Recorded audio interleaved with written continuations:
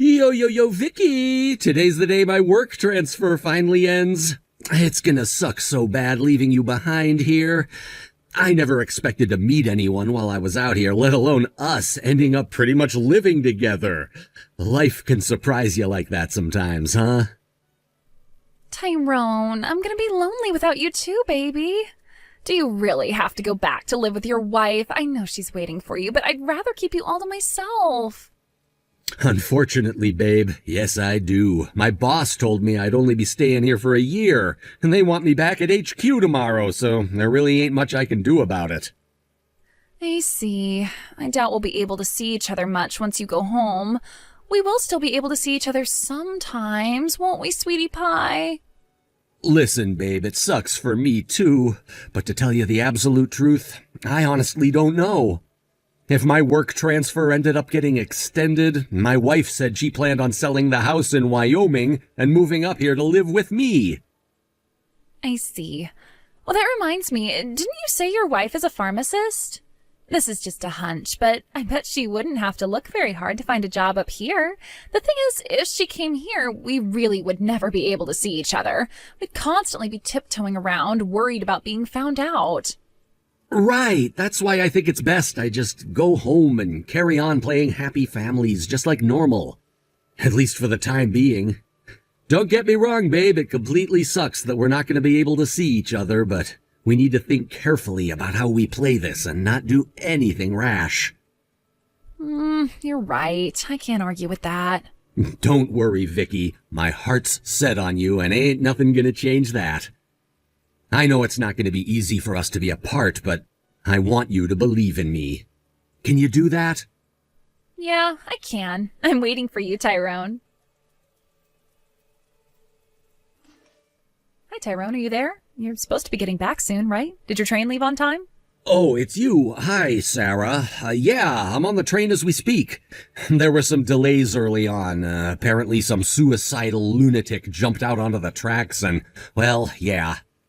Also, I'm gonna stop off at Company HQ to see Chris and the boss before heading home. Damn, that's gruesome. I always wonder why suicidal folk do that. Like, could they not do it somewhere that doesn't mess with everyone's schedules and traumatize the train driver? All right, no problem. I can't believe the day has finally come. You were up in Michigan a whole year. How crazy is that? I know we've been doing lots of video calls, but is it weird I feel kind of nervous about seeing you again? I thought you'd at least come back for birthdays and Christmas, but I guess that turned out to be a little difficult for you. You're really gonna drag this up again? What's your point?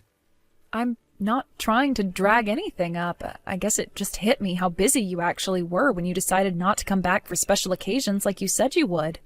You were even too worn out for me to fly over to you, even though I would have been happy to.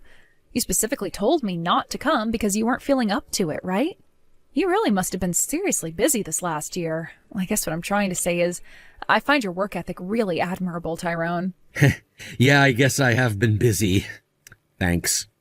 Okay, well, be careful on the way home, sweetie. I'll see you soon. Tyrone, my delightful, precious sugar dumpling. I can't take the loneliness. I need you here in my arms. Vicky, my sweet treacle muffin, my sugary pumpkin pie, my darling angel, my dearest love.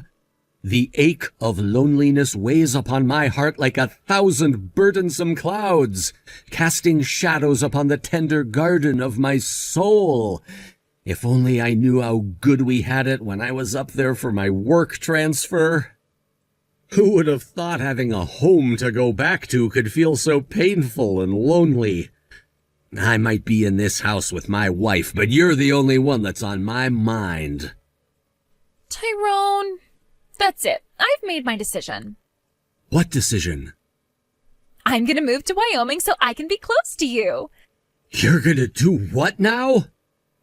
Don't worry. Of course I'll choose where I move wisely so as not to arouse any suspicion from your wife. I just want to be near you, baby. That's all. I know this might sound sudden, but actually it's been on my mind for a little while.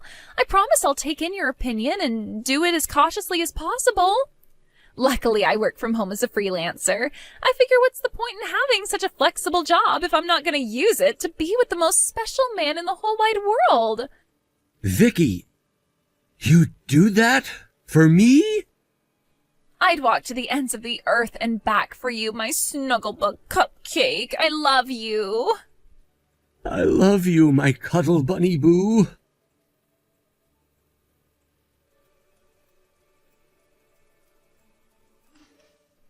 Hey, Tyrone. Turns out I'm going to be doing a spot of overtime today. Sorry, but I'm not going to be able to make your supper. There are some leftover cheesy potatoes in the fridge, or you could make something yourself. Or maybe even get takeout if you're not feeling up to it. Hey, what's with you? I can see you read my messages. You could at least say okay or react in some way. Why are you ignoring me? You've always had a tendency to ignore me when you get in a mood about something. Sometimes you even ignore me for 1 or 2 days at a time. Hasn't it been going on a little too long this time? You've been ignoring me ever since you got back from Michigan. It's been a whole month now. Like, are you seriously doing this? You are aware of what you're doing, right? I know there's no way you're not. I haven't heard a single word out of you since you walked through the front door. Not even a, honey, I'm home. Not to mention completely blanking my messages. I have absolutely no idea what I've done to upset you this time. If I've done something wrong, then tell me and let's talk it through. It's not like I'm not willing to admit fault if I did something, but it's impossible for me to know if you don't say anything. Can't you at least explain what's wrong? Aha, my strategy's working. Ooh, what strategy? Tell me. My strategy to mentally and emotionally exhaust my wife by flat out ignoring her. The plan is to drive her to the breaking point until she gets so sick of it all, she divorces me. You are absolutely devilish, Tyrone. The things we do for love. It sounds like it's going well. Yep, everything is going according to plan. It looks like the soul-crushing sense of guilt is already starting to torment her. Good. That's what she gets for stealing my man from me. I don't think we're doing anything bad. Our happiness is what comes first, after all, right? If we're going to frame it in terms of right and wrong, my wife's definitely the one in the wrong for not divorcing me earlier and forcing me to resort to strategies to make her hurry up and take the hint. When you think about it, she's kind of like the final boss in the way of our love. You're right. It's going to take a little bit longer to get rid of her for good, but this is where our patience counts more than ever. The finish line's in sight, baby, so let's play this as safe as we possibly can. Sure thing, baby. You're my heartthrob, and I'd do anything for you. Oh, that reminds me. It looks like I'm going to be able to move over to Wyoming at the beginning of next month. Aha, nice. You work fast. Well, I don't know about that. It did take me a whole month to decide on the place, but I figured since me and you are gonna end up living together there soon enough, I had to make sure it was nice. Want to know a little secret? I ordered us the biggest, most luxurious double bed money can buy. I can't wait for you to ravage me on it, stud muffin. Stop it, babe. You're gonna get me all excited. I'm gonna make sweet, tender love to you like you've never been loved before when I finally see you again, my sexy little munchkin. Calm down, stallion. It's still too early. I can't take it anymore. Are you free to meet up this weekend? Huh? I'll be going into work on my day off this Saturday. I have a meeting with a customer a little out of town, which means I'll be driving for a while. How about me and you arrange a little rendezvous while I'm at it? By my calculations, I'll have 2 hours before I need to get back. What do you say, Vicky? How about a little secret encounter? Oh my, Tyrone, you're terrible. Say no more. I'll be waiting for you, Daddy. Tyrone, will you be late home again today? You know what? I don't even know why I bother asking. You're clearly just going to keep ignoring me.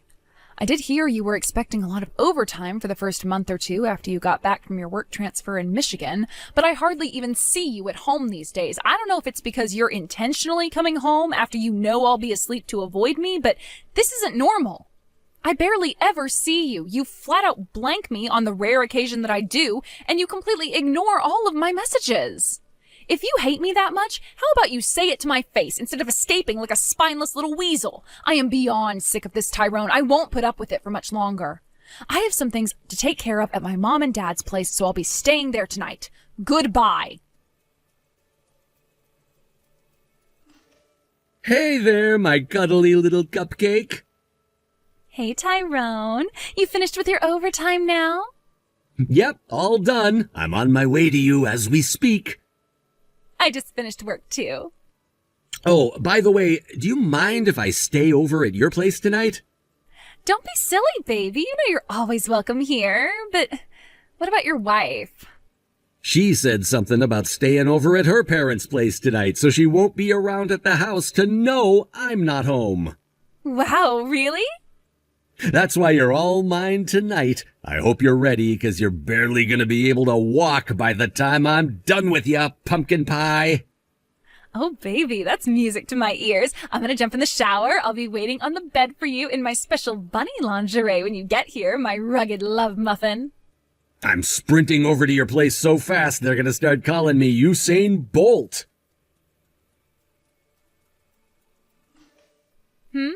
So her name is Vicky, is it? A freelance manga translator on a middling income. You met her when you were living in Michigan for work. She was your next door neighbor in the apartment block your company had you stay in. Apparently you were pretty much living together by the time you had to come back here. And now, apparently unaware to bear being apart from you, Vicky moved here to Wyoming in a little apartment near Bakewell Station, which is where your trysts now exclusively take place, including the one you're having right now. Huh? Wait a sec, what the... The reason you've been flat out ignoring me for so long was because it was a strategy to push me to my emotional breaking point until I got so exhausted with it all, I felt like I had no choice but to divorce you. That's what you're waiting for, isn't it? I think that just about summarizes the situation, right? Did I miss anything? Sarah? I guess you were trying to avoid having to pay me compensation? I ain't got no heckin' idea what you're talking about. Sure, I think maybe I do remember there being a Vicky next door back in Michigan, but we didn't have anything to do with each other beyond being neighbors, and we sure as hell don't see each other now. Oh yeah, that reminds me. I forgot to tell you this, what with being constantly ignored all the time, but I got transferred to the pharmacy by Bakewell Station about a month ago. Huh? It turns out I can see the road that leads to Vicky's apartment through the front window. You can? When I first saw you together, I thought maybe she was one of your clients because I know you often do the rounds away from the office, but by the third or fourth sighting, I knew something fishy was going on. Then one day, when my mind was full of doubts, I saw the two of you walking by just as I was getting off work, so I decided to go ninja mode and follow you. You followed us? That was when I saw you going into her apartment together. I don't think I've ever seen you go inside a front door that fast in my life. Looking forward to something, were you? That was about a month and a half ago. I was pretty damn certain you were cheating on me by that point, but after speaking to my parents and brother, they recommended I gathered incontrovertible proof of what you were doing before confronting you. And that's when I decided to hire a private investigator who specializes in catching cheaters. You hired a frickin' private investigator?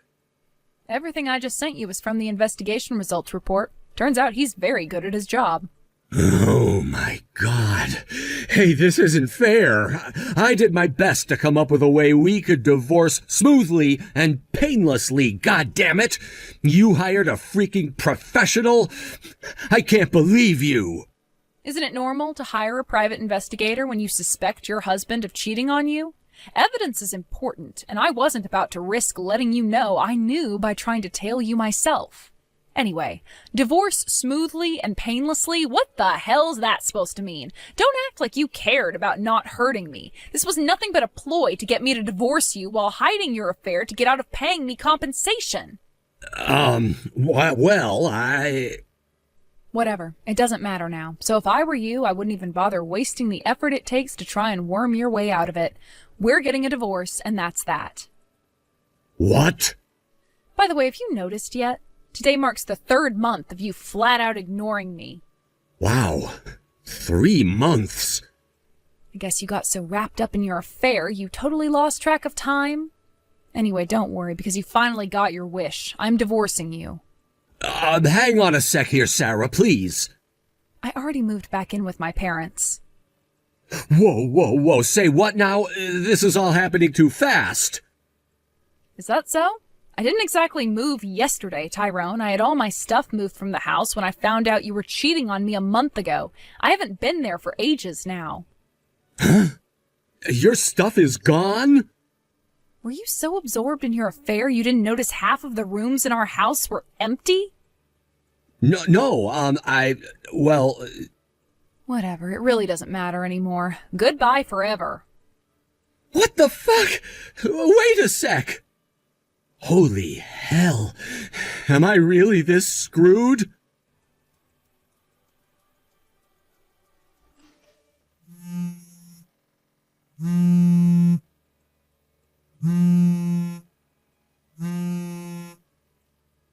Tyrone! What is happening? What's this weird envelope that showed up in my mailbox? I thought it must be a case of mistaken identity, but when I opened it, it said I have to pay a frickin' compensation? Vicky, it's my wife. She found out about us. She knows everything. What? How? She told me she saw us going into your apartment a month ago. You know, not long after you moved in there. God damn it, I'm so screwed. You're screwed? No, I'm screwed. But wait a second, how is this possible? We were so careful. We picked the place by Bakewell Station intentionally because it was so far away from anywhere your wife goes. We literally couldn't have been more careful. How could she possibly know? And this quickly? Something doesn't add up here. Explain. You know my wife's a pharmacist, right?